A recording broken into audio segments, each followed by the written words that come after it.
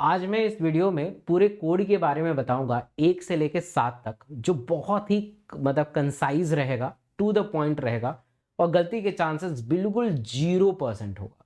इस वीडियो को लास्ट तक जरूर देखिएगा। फॉर्म भरते समय इस कोड का इस्तेमाल सही करना बहुत ज़रूरी है। देखिए, नाम भरना आसान है, पिताजी का नाम, माताजी का नाम, अपना नाम भरना बहुत आसान है।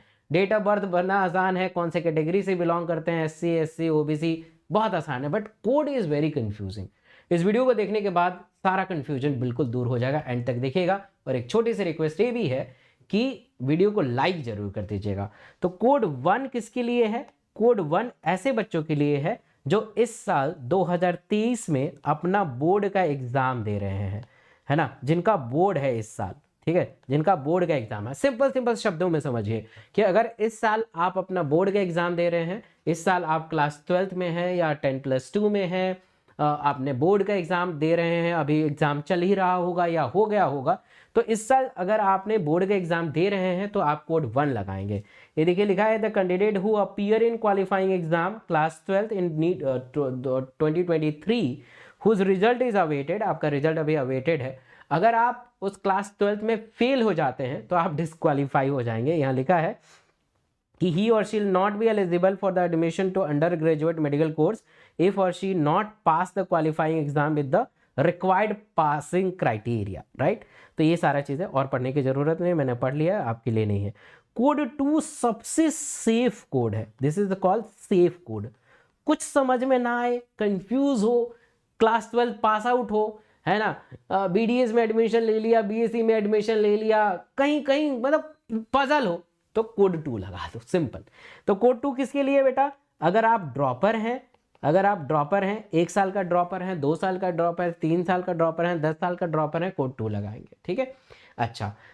इसके अलावा क्लास 12 पास आउट है, ऑब्वियस है, पास आउट है तभी तो ड्रॉपर है, पास आउट है, पास हो चुके हैं, आप कोड 2 लगाएंगे। ठीक है, तो कोड 2 इज वेरी सेफ।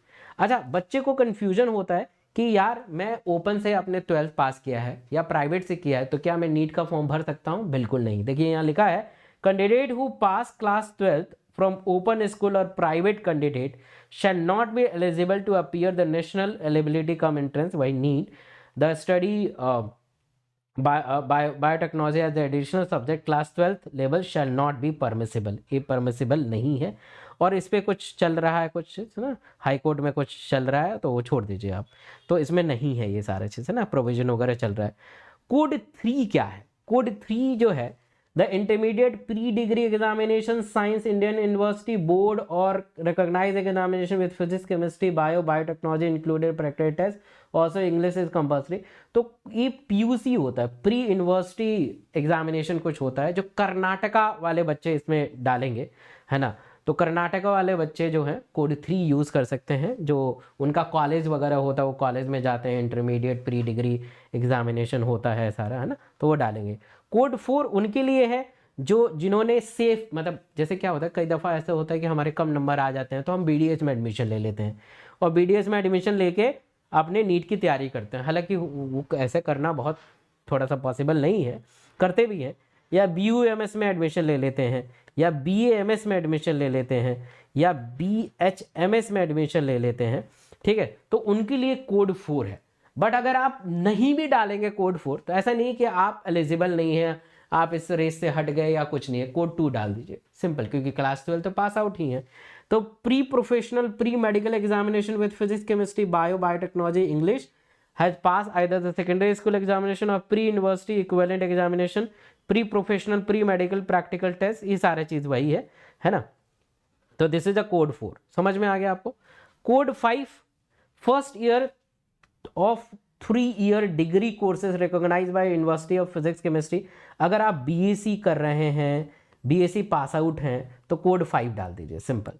ठीक है, this subject provided examination university examination candidate pass और early qualifying exam physics chemistry biotechnology level not the core subject. ठीक है, तो ये सारी चीज़ें नहीं, BSc वाला ये है, सॉरी BSc वाला नहीं है, ये फर्स्ट ईयर ऑफ 3 ईयर। अब BSc कर रहे हैं तो 5 डालिए, और BSc पास आउट है तो ये डाल दीजिए। ठीक है, तो BSc examination of Indian university provided CSEL BSc examination not less than 2 subject, ये सारा चीज़ है।